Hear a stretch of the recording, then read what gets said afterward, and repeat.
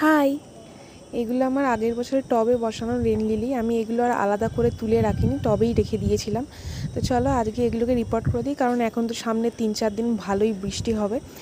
আর আগের দিনকে দেখিয়েছিলাম যে স্টোর করা রেন লিলি কী করে বসাতে হয়, আর আজকে দেখাচ্ছি যে কীভাবে রিপোর্ট করে দেবে একেবারে। তো আমি এই ছোটো পটটা থেকে বার করে নিলাম। এখানে মাত্র 7-8টাই বাল্ব ছিল। এবার দেখতে হবে যে মাল্টিপ্লাই হয়ে কত হয়েছে। তো দেখো পুরো একদম নুডলসের মতন শিকড় ভর্তি হয়ে গেছে। তো এক এক করে আমি বাল্বগুলো আলাদা করে নিচ্ছি। দেখো কত সাইজে বড় হয়ে গেছে বাল্বগুলো, যখন বসিয়েছিলাম এত বড় ছিল না। তো এটা হচ্ছে আমার পিঙ্ক কালারের লিলি, হাইব্রিড লিলি এক ধরনের। আমি কখনো ফুটলে তোমাদেরকে দেখাবো।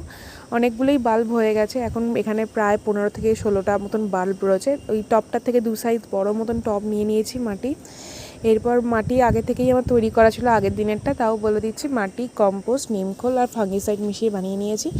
তো এরপর যতগুলো পারছি বাল্ব একসাথে বসাচ্ছি। একটু ছাড় করেই বসাবে, খুব গায়ে গায়ে বসাবে না, নাহলে ওরা বাড়ার জায়গা পায় না। বসিয়ে নেওয়ার পর উপর থেকে মাটি দিয়ে চেপে চেপে ভরাট করে দিচ্ছি। আর আমি জল দিলাম না, কারণ একটু বাদেই বৃষ্টি আসবে। চলো টাটা।